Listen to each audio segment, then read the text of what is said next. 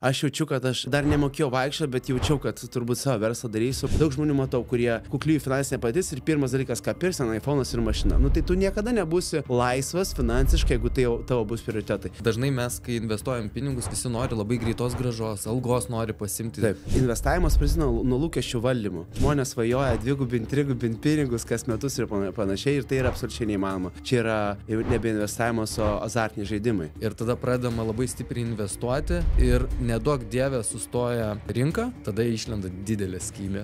Taip, yra sėkmės istorijų, kažkas padėjo 100 ir išsikeišino 10 000, taip tokių istorijų yra, bet reikia suprasti, kad tai yra 1% ar žemiau negu 1%. Aš visą laiką leidžiu savo mažiau negu aš uždirbu ir tai būdavo nuo vaikystės. Vat būsiu finansiškai laisvas, turėsiu čia dabar milijoną ar du ir vat galėsiu savo gyvenime veikti, ką noriu. Man atrodo, tokio momento net pas žmogų, kuris yra ambicingas, jo niekad nebus. Mes matome visus ten sporto žvaigždės, amerikiečius, amerikietiško futbolo, krepšinio, kur uždirba 10, kartais 100 milijonus ir lieka su nuliu.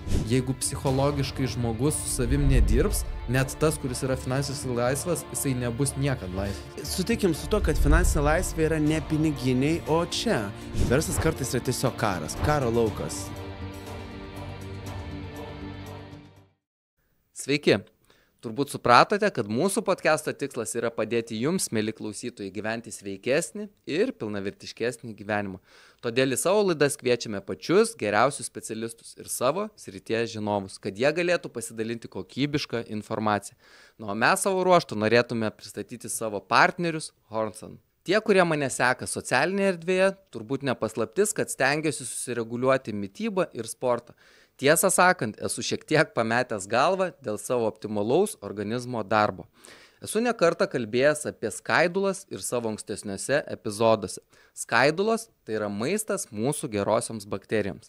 Jeigu mes jų nepaimatinsime, jos numirs arba miegos.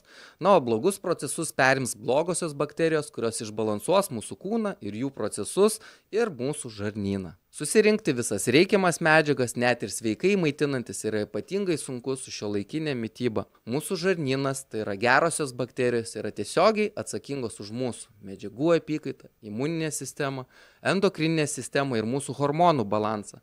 Vagus nervas, kuris kitaip žinomas kaip nervas klajoklis, iš mūsų mikrobiomos, tai yra žarnyno, tiesiogiai siunčia signalą į smegenis ir taip mes susireguliuojame su stresu, su nerimu ir susireguliuojame apetitą. Kalbame apie Hornson papildus. Tai nėra maisto pakaitalas, bet tai yra maisto papildas, kuris gali padėti natūraliai susireguliuoti savo svorį, apetitą ir taip subalansuoti savo visą ekosistemą mūsų žarnyne ir organizme. Dabar trumpai apie 3 papildus. Jeigu rūpinate savo virškinimo sistemą, norite natūraliai susireguliuoti svorį, savo apetitą ir alkį, aš jums rekomenduoju Fit Prolonga. Fit Intenso – kūno detoksikacija ir svorio kontrolė. Jeigu norite pasirūpinti savo kūnu ir taip išsivalyti toksinus, šis produktas būtent jums. Immuno and Energy – raudona dėžutė. Jeigu norite ne tik pamaitinti savo žarnyną gerosiomis bakterijomis, bet ir sustiprinti savo imunitetą, šis produktas, kuris turi labai daug vitaminų, kaip tik jums. Šios puikius maisto papildus galite gerti atskirai arba kombinuodami. Jos galite įsigyti internetinėje parduotuvėje hornson.com su mūsų nuolaidos kodu. O dabar sugrįžkime į laidą. Sveiki prisijungę prie dar vieno gyvenimo projekto epizodo. Prieš pradėdamas laidą norėčiau jums padėkoti. Ačiū už jūsų gražias žinutes, gražius komentarus, tai mums tikrai verčia tobulėti ir judėti į priekį. Taip pat kviečiu paspausti mygtuką prenumeruoti, siūlyti laidos svečius, aš ir mano komanda pasistengsime šios žmonės pakviesti į mūsų laidas ir jūsų nenuvilti. Šioje gyvenimo projekto laidoje kalbiname tarptautinės elektroninės prekybos ir produktų vystymo lyderį, investuotoją ir verslininką Andrių Valatką. Andrius Valatka yra vienas iš Orbio World įkūrėjų. Ši įmonė daro daugiau nei 140 milijonų metinės apyvartos. Andriaus sferos yra nekilnojamas turtas, startuoliai ir investicijų valdymas. Pakalbėsime ir apie akcijas. Andrius pasidalins savo patirtimi, kur yra geriausia investicija ir kur yra daugiausiai rizikų. Taip pat pakalbėsime apie e-komerciją, nes čia Andrius yra tikras ekspertas. Įsitaisykite patogiai ir pažiūrėkime kartu šią laidą. Andriu, esat labai aktyvus versle ir investavime. Šiandien norėtume sužinoti iš jūsų patarimus. Tai nuo ko reikėtų pradėti investuoti, aš nekalbu apie greitą grąžą, bet kad būtų protingas investavimas ir kad būtų gana pakankama grąža, kiek darbo reikia įdėti. Kompleksinis klausimas. Ar galiu klausimą sakyti klausimų, kas yra pakankama grąža? Turbūt grąža, kad iš jos bent jau būtų galima pragyventi ir po to kažkiek kapitalo susitaupyti. Tai grąža priklauso nuo pirminės investicijos dydžio. O šnekant apie patį procentą, tai man investavimas prasideda ir kai pradedu kalbėti su žmonėmis apie investavimą, tai investavimas prasideda nuo lūkesčių valdymo. Tai ką pastebiu, kad žmonių lūkesčiai yra kur kas didesni negu realios grąžos. Tai jeigu, sakykime, ten patys geriausi pasaulio investuotojai, čia šnekame apie Warreną Buffettą ir visiškai top, ten gali turėti 20-25% ten grąžą, kas jau čia yra kosmiškai aukšta. Tai jauni žmonės, neturintys jokios patirties, jų lūkesčiai būna kur kas aukštesni negu tai. Iš esmės paprastai kalbėsiu, žmonės svajoja dvigubinti, trigubinti pinigus kas metus ir panašiai, ir tai yra absoliučiai neįmanoma. Čia yra nebe investavimas, o azartiniai žaidimai. Tai man, kaip grįžtant prie klausimo, investavimas prasideda nuo lūkesčio valdymo. Lūkestis turėtų būti siekti grąžos 8, 9, galbūt 10% vidurkio per metus. Tai taip, tai turint 1000 eurų, metinė realistinė grąža galėtų būti 80, nuo 80 iki 100 eurų. O kas yra tas compoundingas, jeigu paprastai žodžiais? Finansinis investicinis terminas, tai sakykime, pirmais metais tavo grąža 10%, nuo 1000 tu uždirbi 100 eurų, kitais metais vis dar tavo tie patys 10%, bet jau nuo 1100 tu uždirbi 10%, kas yra 110 eurų. Ir taip kiekvienais metais tavo investicijos... Reinvestuojami pinigai didina tavo bendrą portfelį. Ir ilgalaikiai perspektyvai tai patampa, tai išvirsta į labai kosminius skaičius, kad ten investuojant, sakykime, po 1000 per mėnesį, per 30 metų su tuo compoundingu, ten pavirsta į milijoną ir panašiai. Tai skamba šiaip labai gerai ir iš tikro labai geras pavyzdys, nes jaunimui, kad suprasti, nes dažnai mes, kai investuojam pinigus, visi nori labai greitos grąžos, algos nori pasimti kažkokį tai dividendų, bet reikėtų suprasti, kad kažkokį laikotarpį, jeigu nėra patirties investavime, reikėtų, ypatingai jeigu pradedam nuo mažesnės sumos, turbūt reikėtų palaukti, kol mes galėtume matyti kažkokį tai uždarbį ir kad uždirbti pinigai uždirbtų kitus pinigus. Taip, visiškai tiesa. Bankai, ir sakiau, prašai, svarbiausia yra neturėti nerealistinių lūkesčių, nes ką labai dažnai matau pas jaunimą, ten ar 18 neturėdami, ar ten early 20s, kur investuoja pakankamai nedidelės sumas ir tikisi jas ten dvigubinti, trigubinti, kas metus, kas 2 ir taip ir atsiranda daug spekulacijų, kaip ten kriptovaliutos ir panašiai, kur taip yra sėkmės istorijų, kažkas padėjo 100 ir išsikeišino 10 000, taip tokių istorijų yra, bet reikia suprasti, kad tai yra 1% ar žemiau negu 1%. Kiekvienai tokiai istorijai yra 100 istorijų, kai pinigai tiesiog pavirto į nulį. Tai pirma yra svarbiausia turėti realistinius lūkesčius. Realistinis lūkestis, priminsiu, top investuotojai gali uždirbti 20-25%. Patys žymiausi pasaulio investuotojai paskyrė visą savo gyvenimą investavimui, turintys didžiulės tūkstančių žmonių komandas, jie gali uždirbti, sakykime, 20%. Tai tu negali, reiškia, tu gali uždirbti tik mažiau. Tai realistinis lūkestis turėtų būti 8, 9, 10% grąžos per metus. O kalbant apie pačius investuotojus, sakykime, ar jiem yra patrauklus verslas, jeigu, sakykime, jisai generuoja, sakykime, 10% pelną, ar yra tikslingiau ieškotis investuotojų ir tu būsi patrauklesnis, kai pasieksi tą 20-25% ribą, jeigu ją iš viso pasieksi, aišku. Čia kaip investicija į verslą? Čia kai ieško investuotojų, sakykime, verslas ir kada tas teisingas laikas jau paeiti tą sekantį laiptelį. Tai ieškant investicijų į savo verslą, tai ta gaunama grąža nuo pinigų yra svarbus faktorius, bet toli gražu ne vienintelis. Kiti yra svarbus faktoriai, kaip daug gali augti, kaip greitai augi, kokios galbūt ribos, kokiose rinkose dirbi, ką dar galėti daryti. Sakykime, dirbi tik tai Lietuvoje, bet galbūt investuotojai mato augimą, kad tu gali dirbti viso Europai ar visam pasauliu. Tai taip, ką paminėjote, ta grąža yra svarbu, bet yra kur kas daugiau faktorių, ką investuotojai į įmonės žiūri darydami tuos sprendimus. O nuo ko patartumėt pradėti jaunam žmogui, nes dažniausias klausimas ir matau tokia diskusija internete susidaro, kad sako, oi lengva sakyti, jūs turite investicijų, kurias galite investuoti, kažkom rizikuoti, bet paprastam jaunuoliui, kuris nori nuo kažko pradėti, kokie patarimai būtų, galbūt net ne nuo investicijos, galbūt žinias kažkokias įgauti. Būtent. Kuo daugiau skaityti ir kuo mažiau, iš pradžių daugiau domėtis, mažiau daryti. Taip, tam ir social, tie medija yra puikiai tinkama ir TikTok yra puikaus turinio, ir Instagramai puikaus turinio, sekti gerus investuotojus, žinomus investuotojus, žiūrėti, ką jie daro, kokius veiksmus jie daro.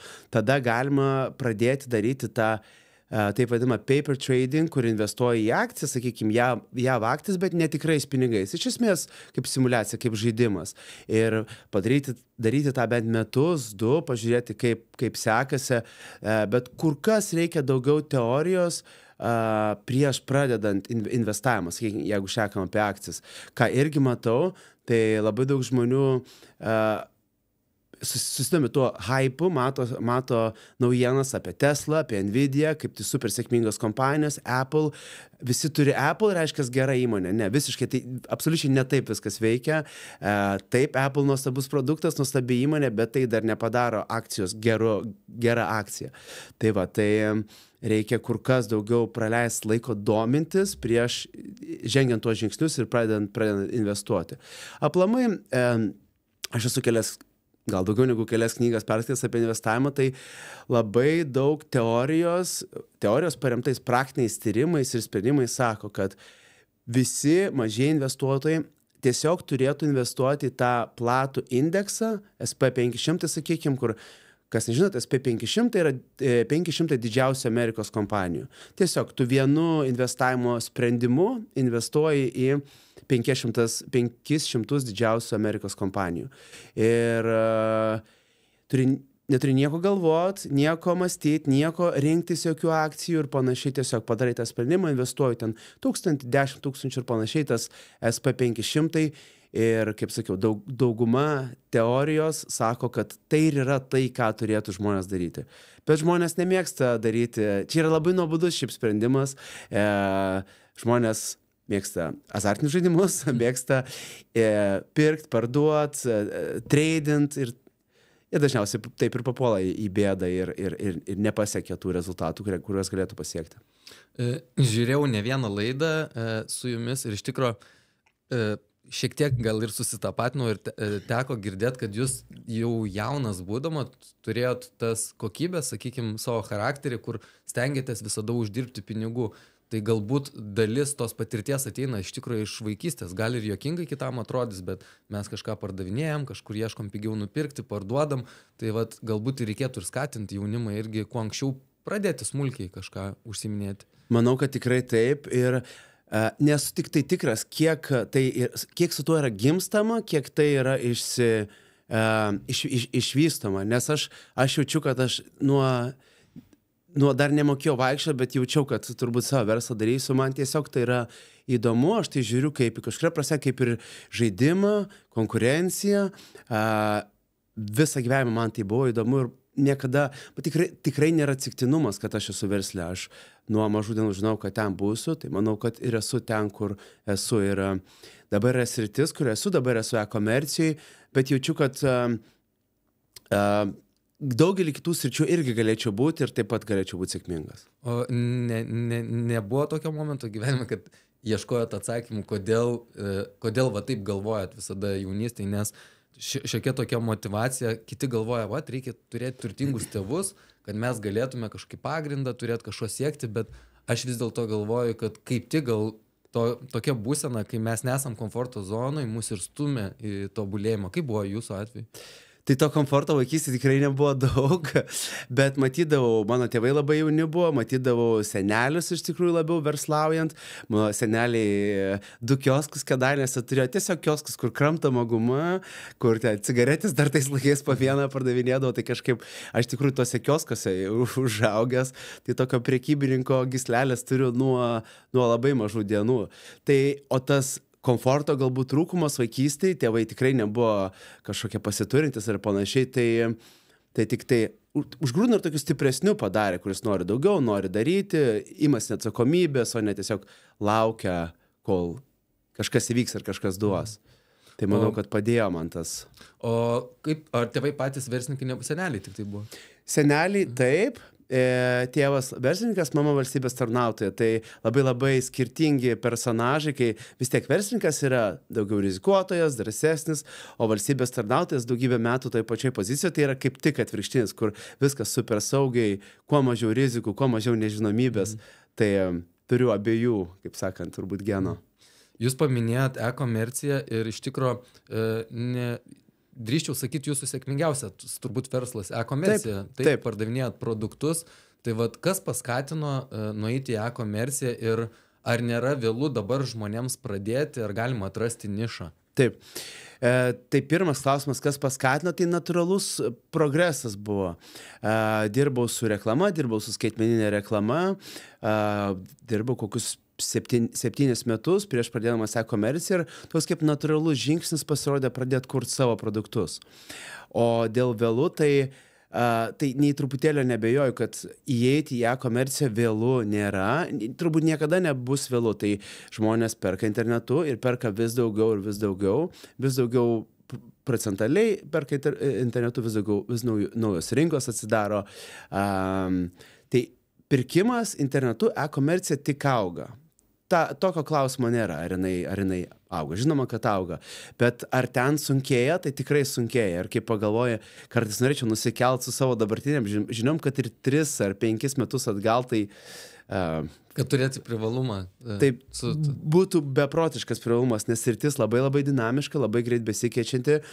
Kitoje industrijoje per 10 metų neįvyksta tiek daug, kiek šitoje per metus. Tai viskas labai greitai. Augimas greitas, taip pat ir kritimas gali būti greitas, ačiū Dievui, to neturim, bet sritis tikrai dinamiška su savais iššūkiais. Tai tikrai nėra per vėlu, bet reikalų yra kur kas daugiau negu buvo prieš kelis metus. Ir jūs paminėjot iš tikrųjų tokius kritinius momentus, kas turbūt e-komercija vienas irgi iš svarbiausių dalykų, tai reklama, marketingas, tai buvo jūsų arkliukas. Taip. Ir vat, kokią įtaką marketingas gali padaryti produktui, nes man pačiam buvo tekę girdėti komentarų, kai startavom su nauja įmonė ir labai daug investavom į reklamą. Tiesiog turbūt logiškai žiūrint nebuvo jokios logikos, bet kažkaip daugiau iš širdies, nes tikėjom, kad su reklama galim perimti konkurentus ir panašiai, ir tas pasiteisino. Ir net buvo tokių juokų iš šono, sako, jūs gaminat, sako, reklaminius pieštukus, dar neturit normaliai produkto išvystę. Taip. Bet iš tikrųjų tas pasiteisino stipriai. Taip. O kokia jūsų nuomonė, kiek reklama turi įtakos produktui? Labai priklauso nuo produkto, labai priklauso nuo biznio modelio.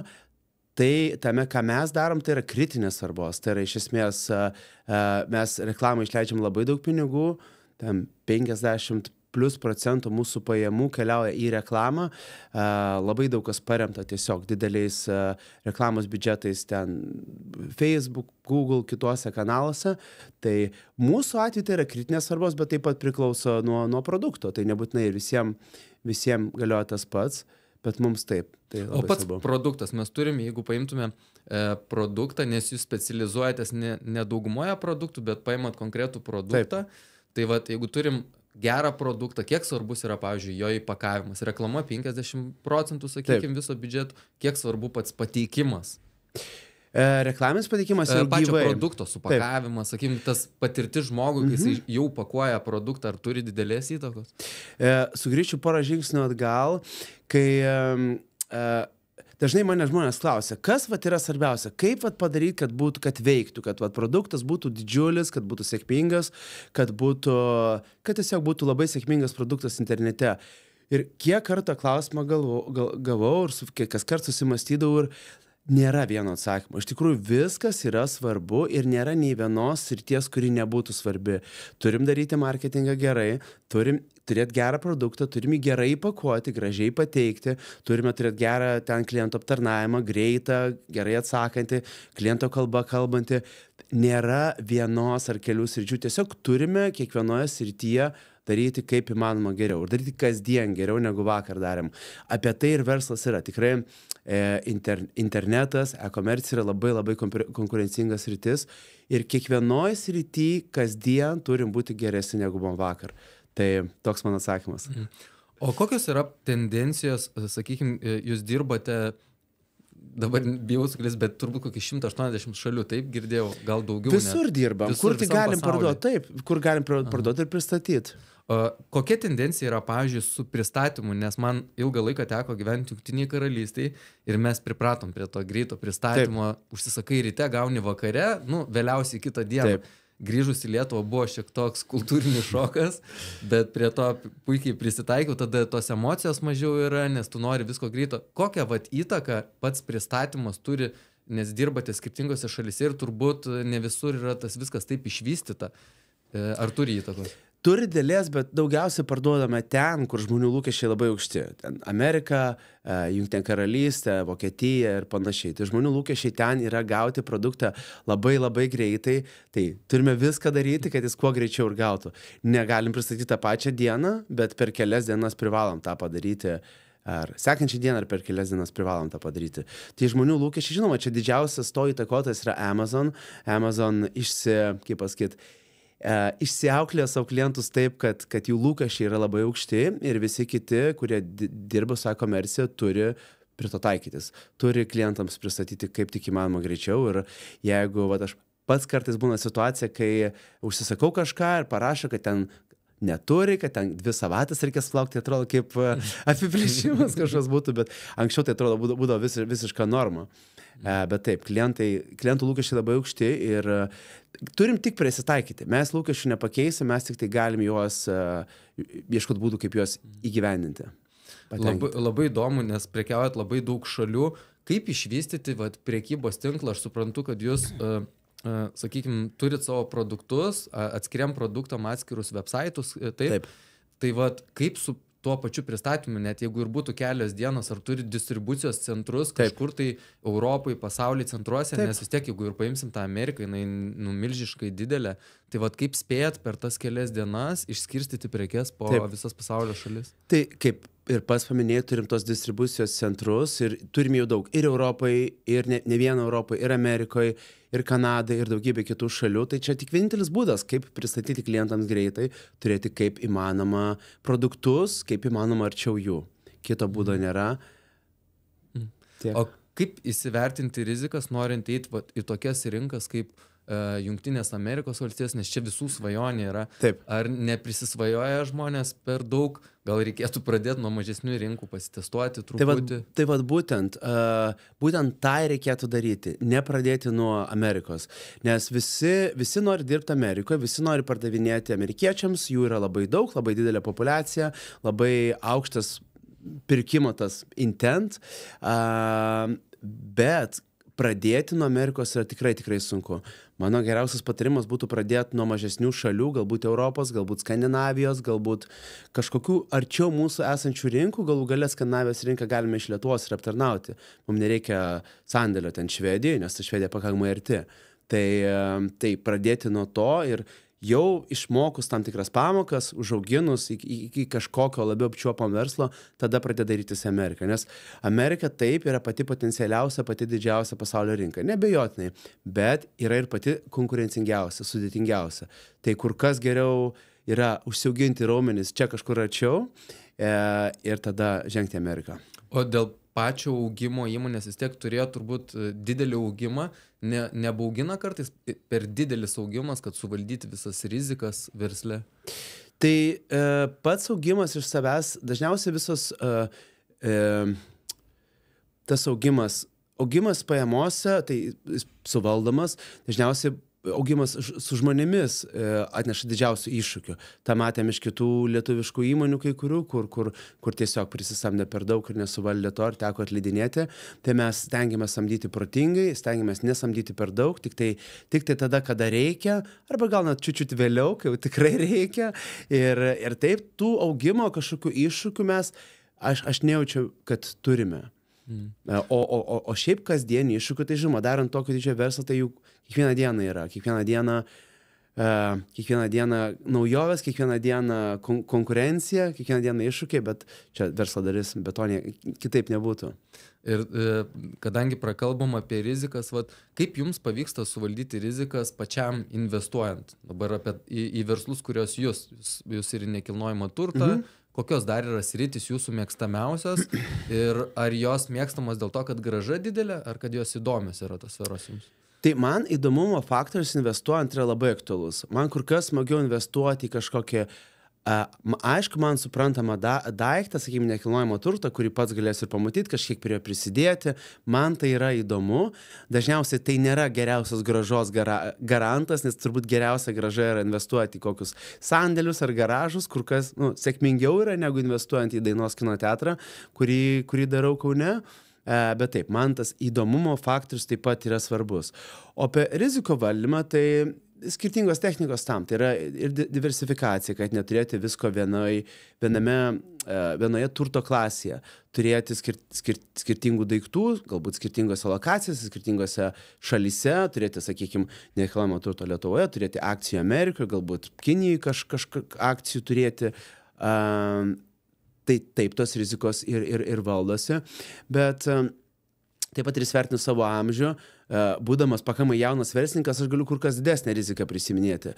Rizikos taip pat turi būti vertinamos per amžiaus prizmę. Kuo esi jaunesnis, tuo didesnę riziką tu gali prisiminėti. Kai tau 60-70 metų, tavo investavimas turėtų apsiriboti ten super saugais kokiais variantais, ten, sakykime, skolinti valstybiniam obligacijom, kur labai mažas pajamingumas, bet ten yra garantuota grąža. Maža grąža, bet garantuota. Kai yra ten 30 kažkiek, tai kur kas galima drąsiau investuoti ir į akcijas, ir į fondus, ir į private equity fondus, kur grąža tik ten už 7 ar 10 ar dar daugiau metų gali pasirodyti. Tai aš esu iš tam periodą, kur galiu ilgesnės tokias investicijas daryti ir negalvoti apie kažkokią greitą grąžą ir šiek tiek daugiau rizikos prisimti.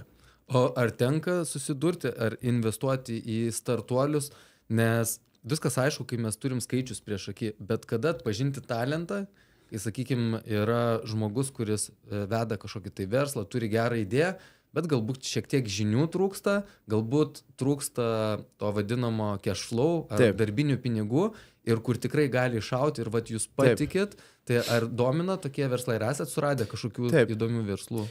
Domina, esu į tokius investavęs, neturiu nei didelių nesėkmės istorijų, nei didelių sėkmės istorijų, jie vis dar vyksta, auga, kol kas, kaip sakiau, nei vienas nėra sustojęs tas verslas, o formulė, kaip tokį atrasti, čia labai daug kas norėtų tą žinoti. Man atsakymas yra komanda. Aš esu apie komandą, kad žiūriu, jeigu tai yra stiprus žmonės, galų gale vadovas, jeigu stiprus, aš jo tikiu, aš jo pasitikiu, ir jeigu idėja, žinoma, irgi yra svarbu, be jokios abejonės, bet vis tiek, jeigu komanda yra gera, jinai ir tą idėją pakreips ir ne vieną, tai kitą padarys, ne antrą, tai trečią, bet bus gerai. Jeigu komanda bus gera, tai idėja išvystys. O jeigu komanda bus silpna, net ir pačios geriausios idėjos neišvystys, nes ateis konkurentai su geresnė komanda ir juos suneš. Tai mano toks požiūris yra, bet čia nėra vienos taisyklės tikrai ir yra... Taip pat ir apie tą startup investavimą su knygų perskaitęs ir ten visiškai yra tikslas dėti pinigų į 20, 30, 40 startupų ir kad vienas arba du pataptų tokie kaip Airbnb ar ten PayPalas ar kažkas tokio dydžio įmonėmis. Tai tas sėkmės santykis yra pakankamai žemas ir ten didžiausi profesionalai pataiko tik tai keli procentai, bet vos keli procentai, bet pataiko labai smarkiai, labai daug iš to uždirba, iš tų kelių procentų. Tai tai formulės nėra, bet aš labai žiūriu į komandą. Idėja žinoma yra svarbu, bet kaip sakau, jeigu yra gera komanda, jie ir tą idėją pakreips, padarys pivotą, taip vadinamą, ir bus sėkmingi. Ar čia nebūtų toksai gan drastiškas pasakymas, teko girdėti iš investuotojų, kurie investuoja gan didelius pinigus, jie, sakykime, startupus ir sako, aš bet kada dėdamas investiciją į naują verslą, kuris gali būti ir rizikingas, esu pasiruošęs prarast pinigus. Taip. Aišku, to nesako investuodamas, bet sako, aš esu pasiruošęs juos prarasti, kad galėčiau ramiai atsikelti. Ar čia normalu tokiame versle? Visiškai normalu. Tai visų pirma, investuoji į startupus savo labai mažą dalį ten turto, procentą arba žemiau. Tai reikia turėti kur kas daugiau turto, kad iš vis investuoti startupus, reikia investuoti galbūt 10, 15 ar daugiau ir taip reikia būti visiškai pasiruošus daugumą tų pinigų prarasti, kad daugumą tai bus nesėkmės istorijos, su tuo lūkesčiu, kad viena ar kelios bus sėkmės istorijos. Taip pat startupams nelygų, galima investuoti į labai ankstyvus etapus, kai net tik tai komanda ir ten idėja net jokio produkto neturi.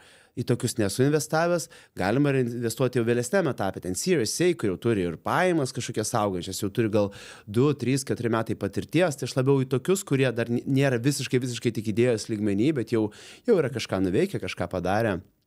Tai sakau, kol kas nei didelių sėkmės istorijų, nei... Kol kas, taip. Pažiūrėsim. O tenka dažnai matyti, man tai atrodo gana toks tinkamas momentas, labai daug startupų ar startuolių, kai kurie galbūt net ir su patirtimi, bet pritrūksta tų apyvartinių lėšų. Taip. Tai kokie būtų patarimai įmonėms, jaunoms įmonėms suktis iš tos padėties, kokie yra variantai, sakykime, galbūt kaip ir iš verslo perspektyvos matom ir pelnas gali būti geras, bet pritrūkstam to vadinamo cash flow, ką daryti, kad viskas nenubirėtų staigiai. Taip. Aš tai galvoju taip, kad jeigu idėja tikrai yra gera, kad biznio konceptas, biznio modelis yra veikiantis, tai investuotojai tikrai neleistų sustoti ir bankrutuoti, kad padės, ta prasme, su tuo cash flow ir padės judėti į priekį.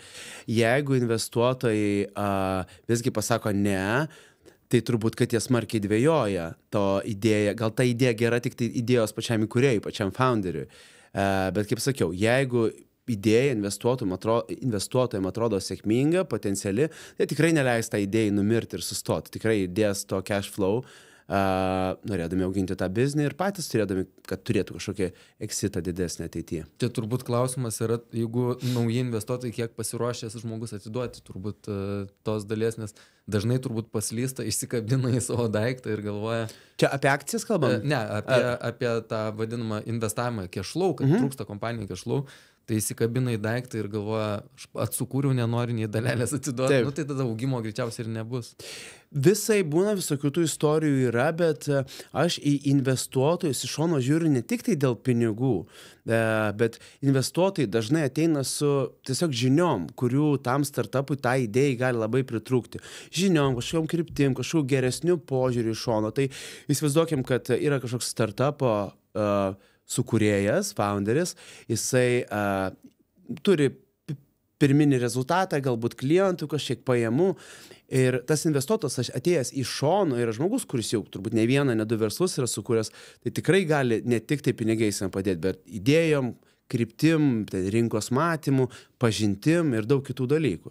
Tai manau, kad daugumai startupų, šiandien tech srity, tai svarbu yra ne tik tai tie pinigai, bet svarbu ir kitos pridėtinės vertės, kurios investuotojai gali atnešti. O gal supažindintumėt, kokie yra tipai investuotojų, sakykime, ir kokios dalies gali tikėtis, ar jaunuolis, ar žmogus, kuris turi, norėdamas tam tikros investicijos, kokią dalį jisai turėtų būti pasiruošęs atiduoti, nes yra tų investuotojų tipai skirtingi laipteliai. Tai čia labai priklauso nuo startupo, nuo idėjos, nuo daug kitų faktorių. Investuotojai būna labiau finansiniai investuotojai, būna investuotojai kaip fondai gali būti. Irgi čia labai priklauso, kokioj sferoj, su kokiu produktu dirbam. Čia labai platus klausimas. O dėl pačio to share, tai irgi labai priklauso. Kiekvienas atvejis labai unikalus. Tai investuotojai stengiasi gauti kuo daugiau, startupo įkūrėjas nori atiduoti kuo mažiau. Tai turbūt kiekvienas tas atvejis unikalus ir bando susitikti kažkur per vidurį. Aš asmeniškai laikausi požiūrio, man nereikia šiaip kuo daugiau, aš visą laiką turiu šitą mintį, kad man geriau turėti mažą procentą nuo didelio dalyko, negu didelį procentą nuo labai mažo dalyko. Tai aš jau geriau ten turėsiu, nežinau, ar 3, ar 5, ar 7% nuo kažko, negu turėsiu labai daug nuo kažko neveikiančio. Tai čia tiesiog mano asmeninis požiūris, bet vėlgi kiekvienas atvejis yra unikalus. Čia labai sunku šitą pasakyti. Ir jūs labai įdomiai paminėjot komandą ir komandos svarbą įmonėse. Vėl toksai kažkaip pastebėjimas užsienį, matosi žmonės kopia karjeros laiptais ir išsilavinimas atrodo nueina į antrą planą. Tiesą sakant, net nėra tekę girdėti, kad kažkas kalbėtų, kokį tu išsilavinimą turi. Taip, gali pasiekti tokį lygmenį, sakykime, ateis kažkokie investuotojai, galbūt jie paklaus, bet vis tiek labiau žiūrima į žmogaus patirtį, yra tai, ką jisai padarė jau su įmonė ir net nėra dvejojama, viskas nueina į antrą planą. Bet vat Lietuvoje, galbūt rytų Europoje, yra priešingai, kiek matau. Ir vat dėl to, kai kurie žmonės labai pergyvena, gal turi ir fobijas kažkokias siekti savo tikslų, galvoja, šia verslo išsilavimo neturi, neteko pastebėti, va to irgi, kad Lietuvoje kitaip yra truputėlį. Ne, man tikrai neteko. Ten, kur aš esu savo karjeroje, tai kažkaip jau apie išsilavinimą retai tenka su kuo kalbėsi tik tai, ar ten samdant žmonės, ar darant kažkokį projektą, ar bet ką darant, labai retai tenka kad tas pakištų koją augimui, tai tikrai ne. Apskritai labai tenka šitą klausimą aptarinėti su kažkuo, kad, sakykime, ar turėtume ten interviu su kažkuo, arba kalbėtume su kažkuo apie ten bendrą projektą, bendrą verslo kūrimą, kad kalbėtume apie turimą diplomą ar panašiai. Net nepatogu atrodo būtų. Tai taip nesu turėjęs daug metų, gal kokiam prieš 10, gal kokį interviu esu turėjęs, bet senai tokios kalbos nebuvo.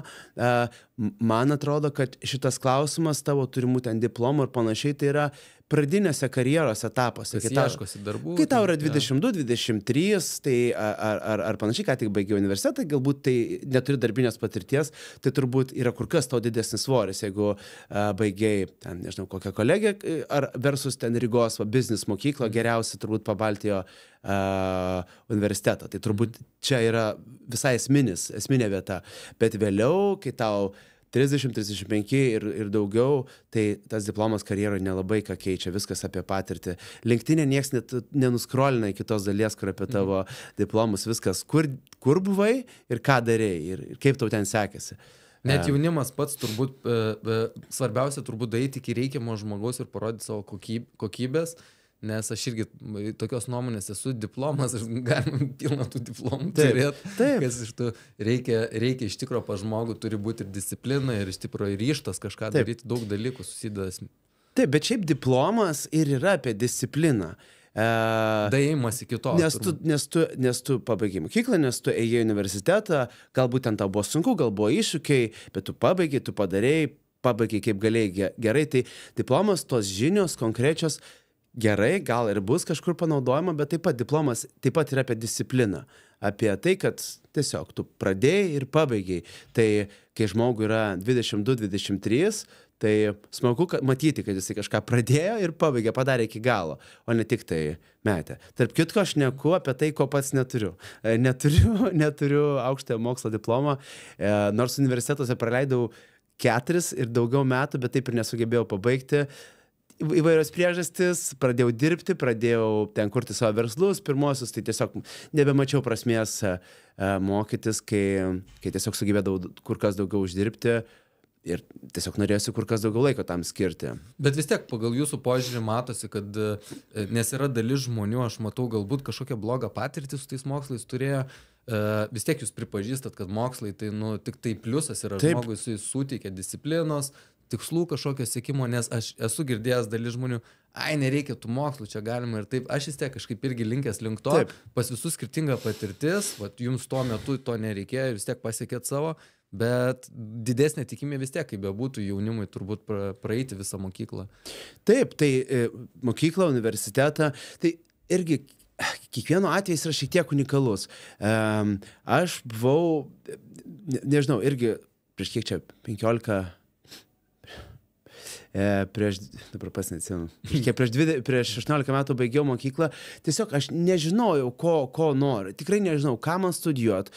Man 2 dalykai sekėsi gerai, sekėsi anglų kalba ir istorija. Aš nesimokinau matematikos, prastai sekėsi lietuvių kalba, apribojo daug dalykų. Aš tiesiog iš tikrųjų nuoširdžiai nežinojau, ką man veikti su savo gyvenimu, dėl to turbūt ir įstojau į tą universitetą. Tai universitetas yra gerai, bet reikia žinoti, ko tu ten eini ir ko tu ten sieki ir kaip iš to pasiimti daugiausia.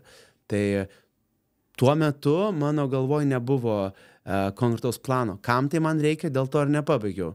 Dabar, gaila, aš tikrai nėra, kad nepabaigiau, gal mamai labiau gaila vis dar, kad nepabaigiau. Čia turbūt senesnė karta, kur štampas reikalingas uždėti. Nesvarbu ką, svarbu pabaigta. Tai natūralu, mūsų tėvų tėvai, mūsų seneliai įsivaizduoja, kad tai yra kažkoks esminis faktorius tavo karjeroje, tavo ateityje. Maždaug, kad jeigu diplomo neturėsi, tai gyvenimas automatiškai seksis blogiau. Čia yra rytų Europos šiaip bruožas. Lietuva, ten tos posovietinės šalis, Lenkija ir panašiai. Vakarų pasaulyje, kitaip. Tai taip yra reikalinga, bet žmonės kur kas labiau žiūri, ką iš to gaus, kokios žinios, kokia mano kryptis.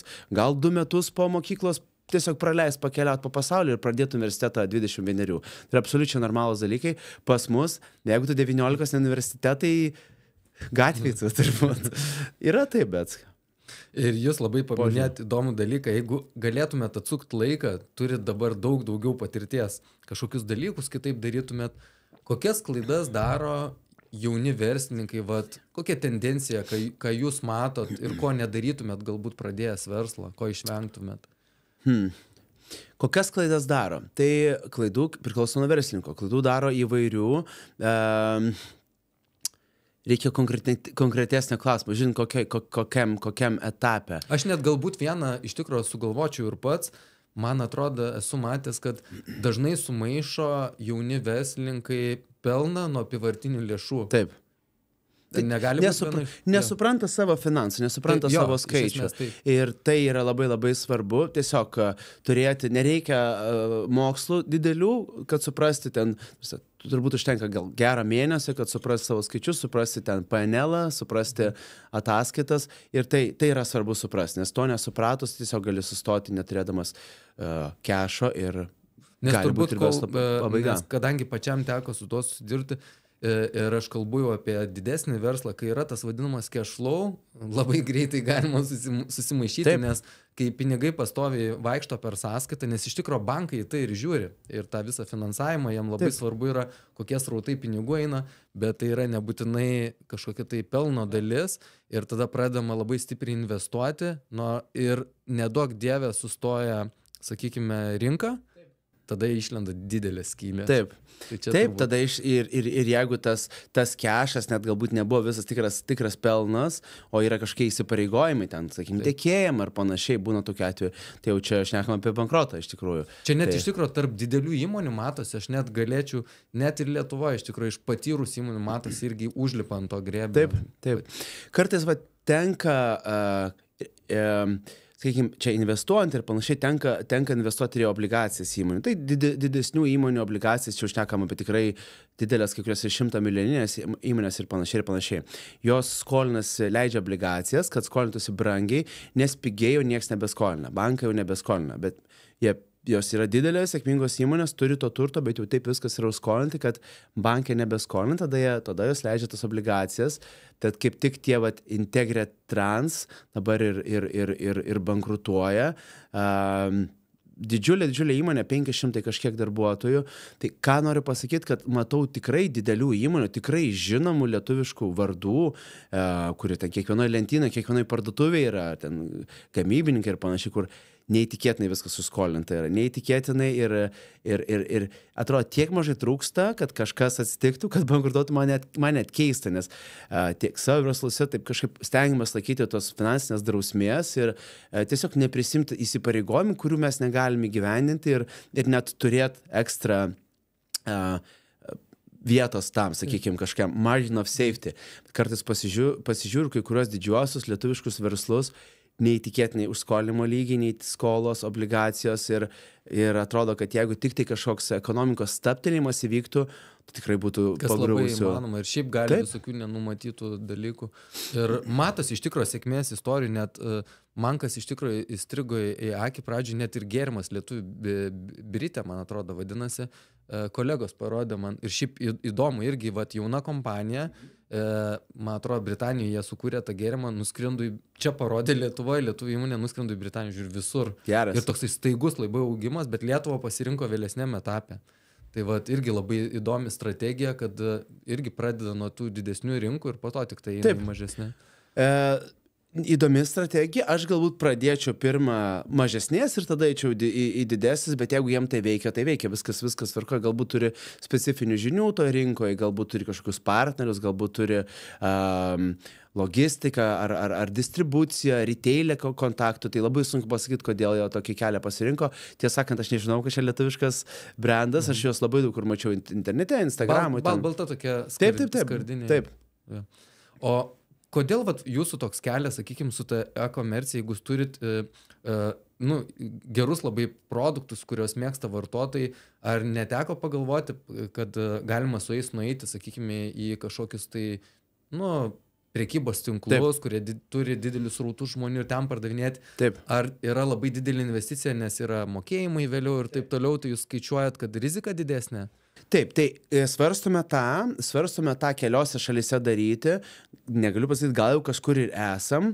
Žinoma, norėtume ten būti didžiausiose prekybos centruose pasaulyje, ten Amerikoje, Walmartas ir panašiai, kol kas dar tikrai nesam ten, bet šitą kelią svarstome, bet taip pat tai reikalauja investicijų, kaip pat sakėte, rizikos, visą tai įsiskaičiuojam ir žiūrime, ar eisim iš to kelio ar ne. Ar labai didelė, gal žinot, kokios yra, nes dažnas galvoja, įlysiu į prekybos centrą, pastatys mano prekes, bet kai tu pradedi dauginti, kiek yra prekybos centrų, kiek reikia užkrauti lentyną, sandėlius ir panašiai, ir plus tu tų pinigų greičiausiai lauki. O gal žinot, kokie yra standartiniai laikai, kad atvesti į realybę, yra tekę domėtis? Ne mano čia sritis, kuo aš labiausiai užsiemu Orbio, tai ten visada marketingo dalim, bet nežinau, kokia visa yra mechanika įėjimo į prekybos centrą, bet ką girdžiu, kad tai labai sudėtinga. Labai sudėtinga ir labai brangi. Ir daug, ir pats paminėjot, kad reikia labai daug stoko, reikia užkrauti tuos prekybcentrius, sandėlius, atmokės kažkada ten Maxima rėmėjai, kažkada vėliau, daug vėliau, tai tikrai didžiulės investicijos, o jeigu dar nenusipirks, ar dar galbūt prekės su galiojimu, pasiimti reikia, tikrai iššūkis, bet taip, jeigu pasiseka, tai gali būti labai sėkmingas kanalas, bet kaip ir su viskuo mes bandom į tai lėtai įeiti. Nepuolam iškart, kad kuo daugiau ir žiūrėt, kas bus. Ramiai keletą centrų bandome įeiti, Europoje daugiausia ir žiūrėsim, kas iš to išeis. Kadangi marketingas yra viena iš jūsų tokių stipresnių sferų, kaip neidentifikuoti žodžio ieškau, kaip sukurti produktui veidą, kas yra svarbiausia.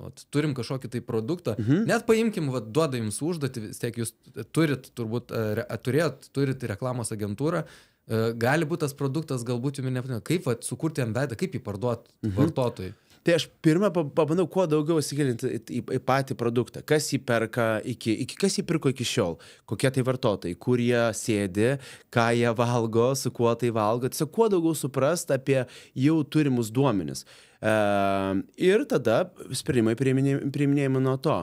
Jeigu matom, ten produktas skirtas vyresniems, skirtas amerikiečiams, kokiose regionuose, ar jie ten, kaip pasakant, Trumpo rinkėjai, Bideno rinkėjai, kokie jie yra, koks amžius, koks išsilavinimas ir panašiai. Tai kur kas geriau suprasti tą veidą, įprastinį pirkėjo veidą ir tada priiminėja sekančius sprendimus. O yra skirtingos strategijos, sakykime, su produktais, kur produktai yra, kai kažkoks vadinamas trendas yra ir reikia arba spėjam, arba neįspėjam į tą traukinį šokt ir kada žinot, kada jau traukinys jau nuvažiavo, ar daugiau reikia fokusuotis, čia tokie kaip patarimai būtų iš jūsų, į tokį ilgalaikiškesnį produktą, kur galima daugiau informacijos susirinkti, tada pagal žmonių elgesį galima pakoreguoti strategiją ir panašiai, tokie du skirtingi tipai. Taip, apie tos trendus. Aš esu specialistas nepataikymo į trendą. Aš taip kažkaip per savo karjerą stebėjau daug tokių trendų, kurie kurių nebuvo, ir jie prasidėjo, ir aš anksti jos pamatydavau, ir taip galvoju, gal Kokie ir įdomu. pavyzdžiui jūs Pavyzdžiui, ten domindavo? Shopify e-commerce, tų tokių labai mažų Shopify'aus parduotuvėlių kūrimo, ten porą produktų. Prieš 10 galbūt metų tai visiškai prasidėjo ir daug kas iš to išaugo, tai išaugo e-commerce operacijos, aš taip žiūrėjau, gal reiks kada pabandyti, taip ir nepadariau, žinau, kad tikrai daug sėkmių buvo. Kad ir tas pats kripto, labai anksti ten 2013 mačiau, bitcoiną kažkas pirko.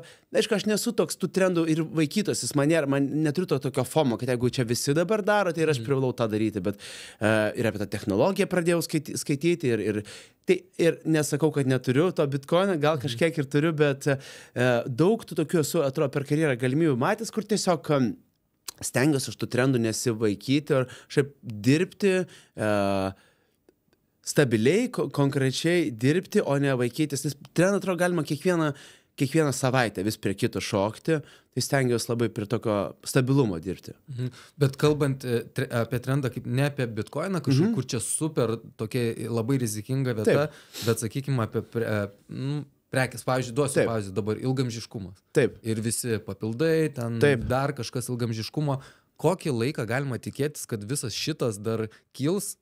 Ar jau didžiausios įmonės jau jos senai užmetusios meškerės ir sumetusios visus resursus, kai mes bandysim kažką auginti, jei mes 100 milijonų ir šansų nėra praktiškai? Puikus klausimas, bet aš galiu tik nuomonę pasakyti, ne faktą. Tai mano nuomonė, kai esam labai anksti šitame trende, vakarų pasaulis sensta, jis nori gyventi ilgiau ir tas longevity trendas, manau, kad esam labai ankstyvojo stadijoje ir dabar daryti sprendimus, investicijas į jį.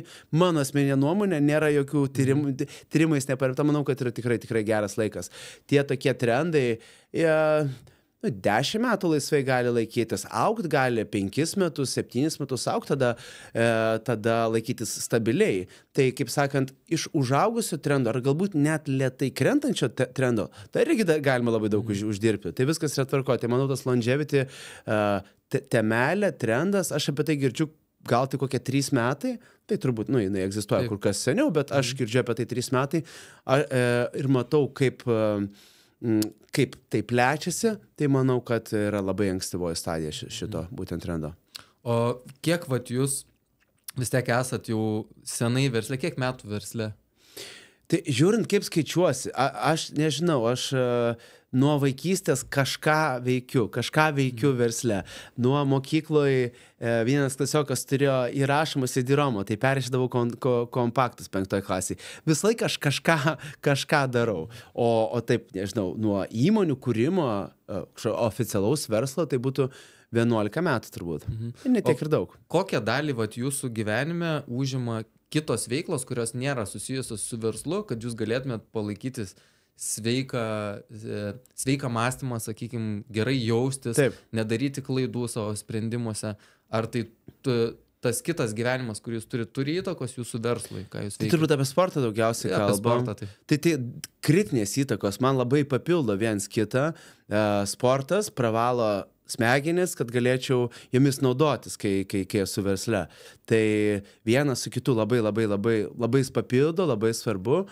Aš sportuoju, dabar truputėlį mažiau sportuoju, turėjau traumų, turėjau kelio operaciją, bet šiaip tikrai dar sportuoju ir sportuosiu toliau. Tai labai svarbi dalis. Aš šiaip neįsivaizduoju, kaip galima padaryti, kaip galima būti gyvam, aktyviam, be sporto, maždaug kasdienio sporto. Neteko kada susimastyti, kad mes visą gyvenimą sportavot ar dabar?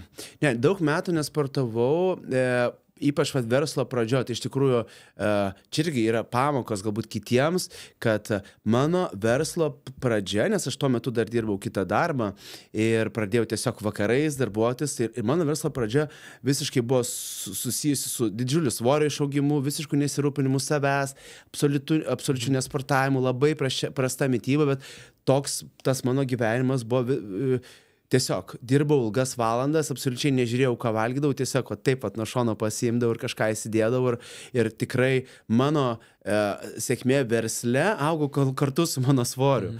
Ir tada, kažkurio metu supratau, kad šita situacija yra neblogai, bet šita vidinė yra visiškai nekontroliuojama ir tada tą susitvarkiau. Aš esu šiaip apie 25 kg žemiau nuo savo top svorio, kiek esu svėręs.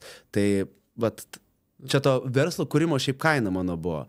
Bet viskas, tai yra klaidos, kur kiti gali iš manęs pasimokyti, nes visi tie dalykai yra sutvarkomi, tikrai galima visą valandą skirti visą laiką, nėra čia taip aš kažkaip dar iš kito kampo pasižiūrėjau, man labai įdomi mintį, iš tikrųjų Linas Kleiza buvo laidoj, paminėjo, kaip sportininkai baigia karjerą, kadangi jie pripratę prie labai aukšto dopamino lygio ir pabaigę karjeras ieškosi alternatyvų, tai vėl vieni toliau sportuoja, praktiškai profesionaliam lygiai, nes nori to pačio dopamino, daro kitas veiklas. Ar tai negali būti, kad irgi jūs versle, kadangi buvo pati pradžia, buvo daug, vis tiek aš galvoju, kad buvo daug rizikų.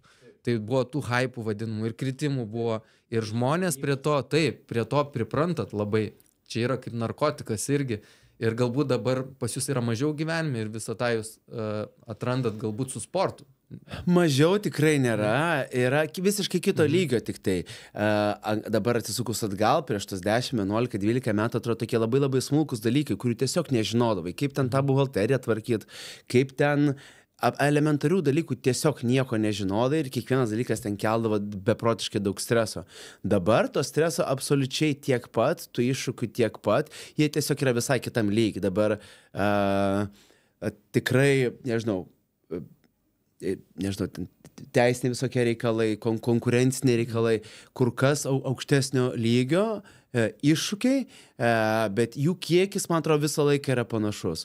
O sportas tai tiesiog padeda tokį balansą išlaikyti, kad aš mėgstu sportuoti kickboksą, sportuoju grupės ir individualiai, tai yra ta valanda, kur tiesiog ten telefoną neturiu nei sekundė, jisai yra padėtas į šoną, aš visiškai atsipalaiduoju, nors ten fiziškai aš labai įsitempęs esu, bet jo, mėgstamiausia mano veikla ir tas kardio sportas vis tiek tikrai pravalo, labai labai gerai pravalo galvą.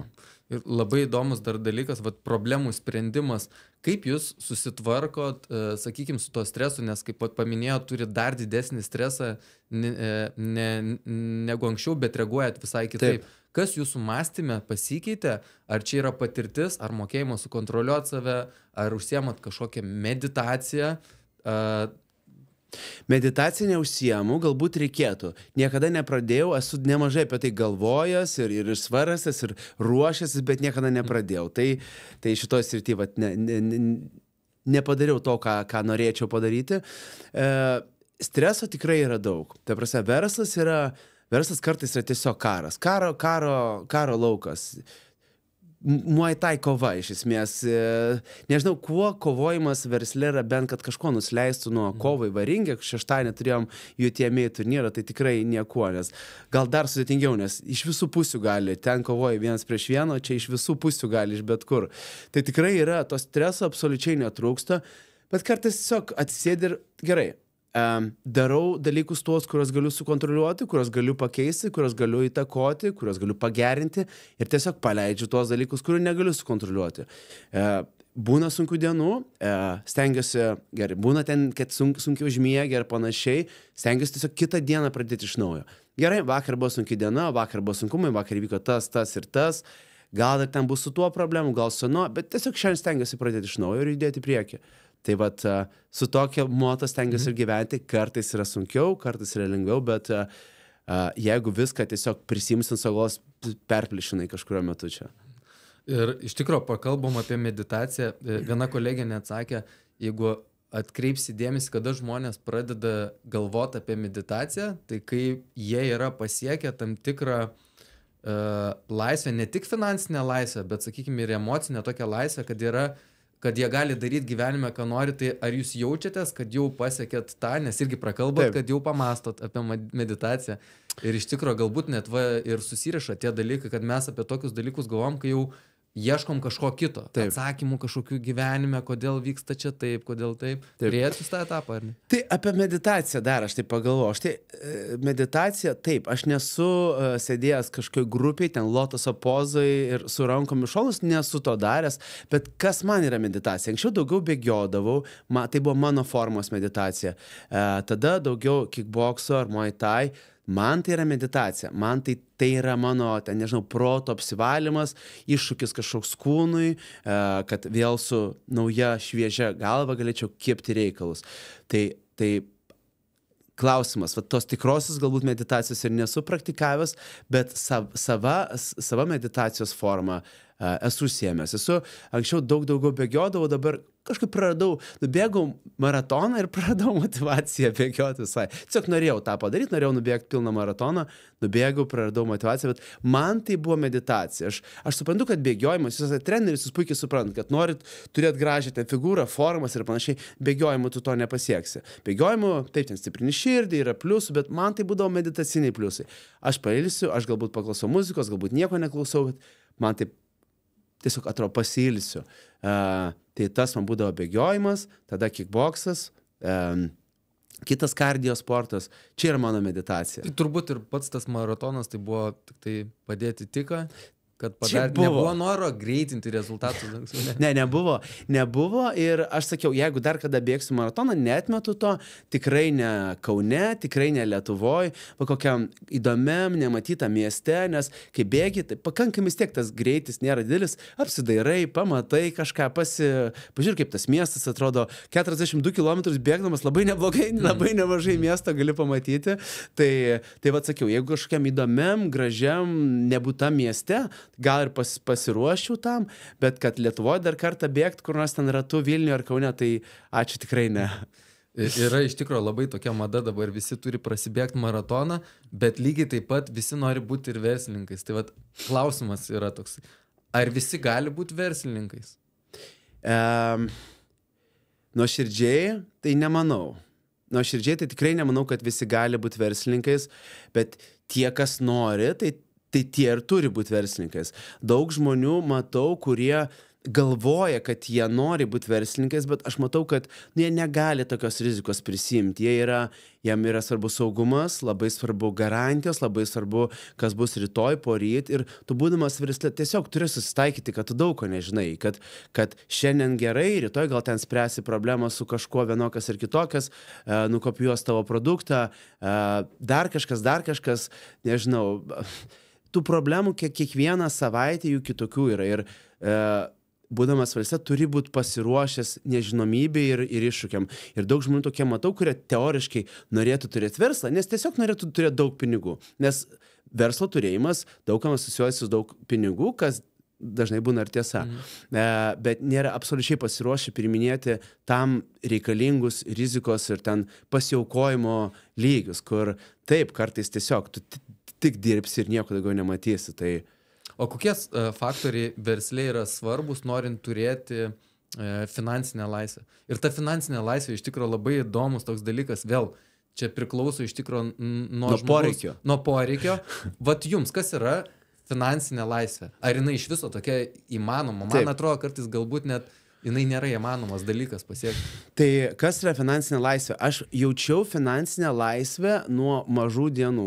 Kodėl? Todėl, kad tiesiog mano požiūris į pinigus ir mano santykis, jis visą laiką buvo labai lengvas.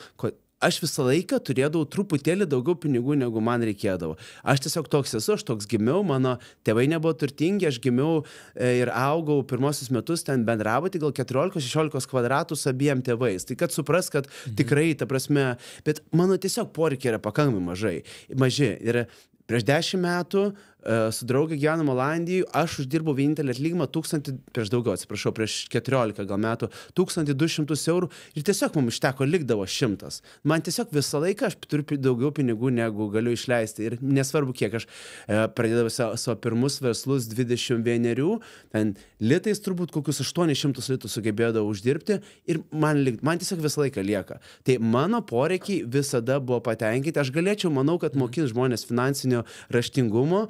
Ir man, pavyzdžiui, ten iPhone'as, tai, paskutinis dalykas, dabar man tai nieko nekeičia, tai šį perku, bet man ten anksčiau daug žmonių matau, kurie, pakankamai kukliai, galbūt kukliai finansinė padėtis ir pirmas dalykas, ką pirks, iPhone'as ir mašina. Tai tu niekada nebūsi laisvas finansiškai, jeigu tai tavo bus prioritetai. Taip, dabar aš turiu ten keletą brangesnių mašinų, aš ten galiu savo viską leisti, bet aš visą laiką leidžiu savo mažiau, negu aš uždirbu ir tai būdavo nuo vaikystės. Tai čia tokia kaip finansinė higiena, turbūt, kad mes turėtume kažkokį tai saugumo svertą, kad būtų, bet man atrodo, kai kalbam apie finansinę laisvę, aš kalbu kaip jaunimas, apie ką daugiau galvoja, vat būsiu finansiškai laisvas, turėsiu čia dabar milijoną ar du ir vat galėsiu savo gyvenime veikti, ką noriu. Man atrodo, tokio momento net pas žmogų, kuris yra ambicingas, jo niekad nebus.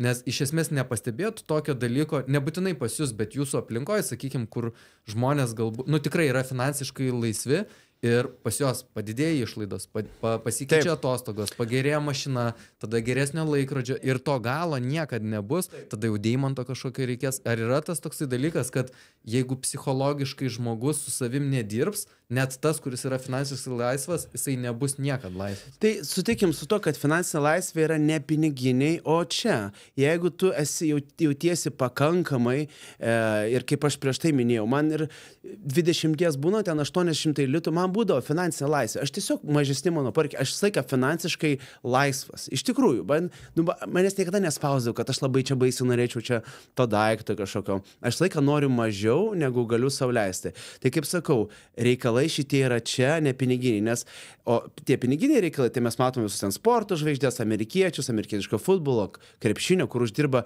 10, kartais 100 milijonus ir lieka su nuliu. Tai kaip sakant, kad ir kiek uždirbsi, ir gana dažnai, ir kad ir kiek uždirbsi, tai tikrai gali išleisti daugiau. Kad ir kiek, ta prasme, nėra sumos, kurios tu šiaip negali išleisti. Ten paprašysi tau ten vokiečiai pastatys tokį laivą už ten 2 milijardus ir viskas, tai viską išleisi. Tai iš esmės tokios laisvė finansinė yra galvoje, ne banko sąskaitai, ne piniginiai, o galvoje. Kas jūs varo į priekį, jeigu susidėliotume net...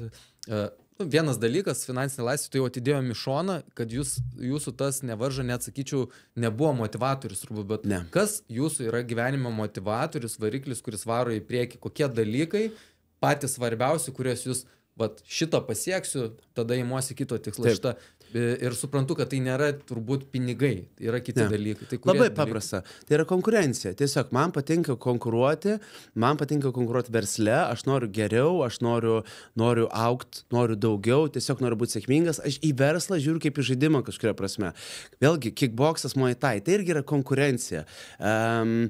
Smagu konkuruoti, smagu kartais laimėti, kartais pralaimėti, kartais kažkas už tai stipresnis, tada grįžti pagalvoju, kaip mane aplenk, kaip padaryti geriau ir tai mane varo į priekį. Tikrai ne kažkokia ten pinigai ir panašiai. Tie pinigai, tas skaičius, tai yra maždaug kaip rinkos feedbackas tau, kad tu gerai varai, tu padarei ten tiek ir tiek ten pajamų, tiek ir tiek pelno, tu gerai varai, ačiū už feedbacką. Bet ar man tai kažko mano gyvenimą keičia, tai nelabai. Tai konkurencija yra numeris 1 driveris tiek versle, tiek sporte, tiek šiaip gyvenime.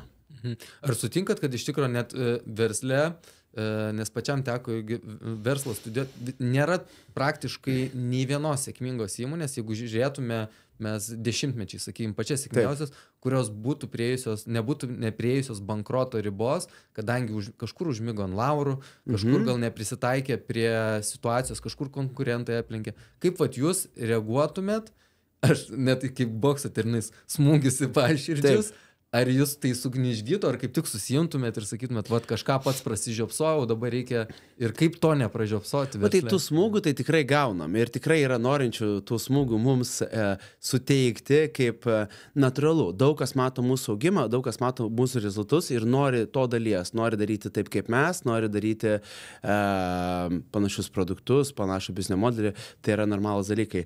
Bet tai ta konkurencija vyksta kasdieną, bet tiesiog turime dirbti kiekvieną dieną, turime inovuoti, turime būti geresni negu buvom vakar, kad tiesiog nepasivytų mūsų. O kalbant tais didžiųjų korporacijų terminais, tai taip yra tas, kad kas yra dabar didžiausias pasaulio kompanijas, sakykime, ten Apple, Microsoft, Nvidia, prieš 20 metų jos ten buvo praktiškai niekas, o kas prieš 20 metų buvo didžiausias kompanijos, dabar nežinau, ar ten koks Oil and Gas, gal Chevron, sunku pasakyti, nežinau dabar, kas buvo didžiausias, jos dabar kur kas mažesnis, tai viskas keičiasi, šiaip viskas juda ir Apple turbūt nėra amžinas ir Amazonas nėra amžinas, normalūs dalykai, turbūt būnant įmonės savininku yra svarbu, stebėti tos trendus, stebėti, kur viskas eina ir eiti su tuo. Nenusukti kažkur į šoną, nepamiršti, neužmigti ant tų laurų, stebėti, kur viskas eina ir bandyti eiti su tuo. Ir man kažkaip net iš karto jūs paminėjote ir komandą ir dabar tokia mintis pasiekti tokius rezultatus ir pats turbūt sutiksit, reikia geros komandos. Kaip išsaugoti talentą pas save, kad talentas nenutekėtų? Nes teko stebėti jūs ir socialiniai erdvėj, tai matau, turi tokių gražių iniciatyvų ir darbo aplinka labai graži. Taip. Tai kiek svarbu yra šitie dalykai, kad žmonės neįsilakstytų paprastai žodžiais su savo patirtim. Taip. Geras klausimas. Man atrodo, tiesiog reikia būti normaliems žmonėms, žmoniškiams, normaliems žmonėms, nes jeigu visi turime ten komandas, didesnės, mažesnės ir panašiai. Mano lūkestis žmonėms yra, kad jie dirbtų, jie stengtųsi, bet žinau, kad ir žmonės turi lūkesčių man, kad aš gerbčiau ten asmeninį laiką, pasirūpinčiau jų karjerą, jų karjeros augimu, jų pačių asmeninių augimu ir tiesiog mes dirbtume komandiškai, suportintume vieni kitus ir tiek. Svarbu sudaryti geras darbo sąlygas, svarbu, kad žmonėms patiktų tai, ką jie daro, tai kaip jie daro, kad matytų perspektyvą, ką mes dar galime daryti, kur mes dar galime eiti ir tie žmonės dirba ir nori darbuotis toliau. Ar galima sakyti, kad kompanijos savininkas ar vadovas tai yra visos komandos veidrodis ir turbūt ir turėtų rodot pavyzdį. Tai ne tik tais turbūt pačiam versle, bet visame kame ir sportavimas, ir savęs prisižiūrėjimas, ir balansas tarp visko. Tai komandos savininkus turime 2 ir turime dar vadovą. Tai visi stengiamės savo pavyzdžių rodyti, nes labai sunku tikėtis kažko iš žmonių, ko pats nedarai, sakykime. Jeigu pats nedirbi ir sunku tikėtis iš žmonių, kad jie ten dirbs ar dės ten tą ekstra jėgas. Tai taip, aš save ir savo vadovų komandą ir matau kaip pavyzdys, kurį turime rodyti komandai, kad komanda jo sektų. Ir pabaigai norėčiau jūsų patarimo. Iš tikrųjų nesu naivus, žinau, kad norint turėti sėkmingą verslą, greičiausiai reikia labai daug atiduoti ir savo laiko, ir pastangų, ir emocijos. Kaip turėti finansinę laisvę ir pasiekti sėkmingų rezultatų, bet tuo pačiu išlaikyti gyvenime balansą taip, kad viskas kitoj pusėje nesubirėtų. Čia yra sėkmė, o čia gali subirėti. Kaip surasti šitą? Tai nežinau, ar klausėt tinkamą žmogaus, ar klausėt to, kuris galėtų šitą klausimą gerai atsakyti. Nežinau atsakymą šito. Pas mane, kaip sakiau, kuriant verslą, tikrai buvo, nes tuo metu dar turėjau kitą darbą dirbti. Man nieks pinigų nedavė, nieks į mane neinvestavo, aš iš esmės dirbau nuo 8 iki 5 kitą darbą, grįždavau ir kurdavau savo, pradėjau daryti, kur savo verslą, tai sakykime, ten grįždavau, pavalgydavau ir nuo 6 iki vakaro dirbdavau. Tai tikrai tiek asmeninis gyvenimas, tiek ten savęs mylėjimas ir priežiūra ir sportas ir visa kita tikrai buvo dugne. Tai to balansą man išlaikyti nepavyko. Dabar, tai žinoma, yra daug žmonių, yra didelės komandos, turbūt reikia priorizuoti savo darbus. Tai kas yra svarbiausia? Svarbiausia yra sportas, šeima, maistas. Darbas nėra turbūt numeris 1 dalykas gyvenime. Aš tai žiūriu taip, kad jeigu aš nesportuoju, tai darbui reikia, kad aš sportuočiau. Aš turiu pirmą pasportuoti, tada rūpintis darbais, nes jeigu aš nebūsiu pasportavęs, aš nebūsiu geras tame darbe. Tai turbūt taip pat irgi su mityba, jeigu aš ten valgysiu bet ką, tai nebūsiu sveikas ir negalėsiu savo funkcijų gerai atlikti. Tai kažkaip tuos dalykus aš keliu į priekį ir tada būsiu sėkmingas ir stiprus ir galėsiu gerai padaryti darbus. Gražiai atsakėt. Labai ačiū, kad apsilankėt laidoj. Aš iš tikrųjų tai norėčiau padėkoti, kur man didžiausia pagarba, iš tikrųjų su tokiom įmonėm, tai pirmas dalykas, kad jūs esate Lietuvoje, nes daug žmonių susigundo, pabėga į užsienį, ten žiūri kažkokių tai mokestinių lengvatų, dar kažko. Taip. Tai iš tikrųjų labai geras pavyzdys. Jūs savo, kaip ir, sakykime, tų pardavimų didelių Lietuvoje, ar iš viso nedarot, gal kažkas nusiperka, jūsų pagrindinė veikla užsienį, bet Taip. jūs esat susibazavę čionais, tai už tai norėčiau padėkoti, nes jūs prisidedat prie Lietuvos gerovės, iš tikrųjų sukūrėt ir darbo vietas, esat geras pavyzdys. Tai vat, tikėkime, kad ir ateityje iš Lietuvos nepabėgsit. Tikrai nepabėgsim, jokio plano yra absoliučiai. Labai patinka čia būti. Net niekad nuo day one net nebuvo minties, kad darykime čia kažkur kitur, darykime kažkaip kitaip su savo partnerius. Norėjom čia būti, norėjom čia, kur čia, būtent Lietuvoje, būtent Kaune, ir Vilnių dabar, ir tai nepasikeitė nei kiek. Ir aš žinau, tada duosit pažadą, ne ar būsit, bet kai būsit vienaragis, tai pirmoji laidoje čia nais būsit pas mūsų. Papasakot sėkmės istorijas. Gerai, galim taip sutart. Gerai. Tikit to? Visiškai tikiu, absoliučiai.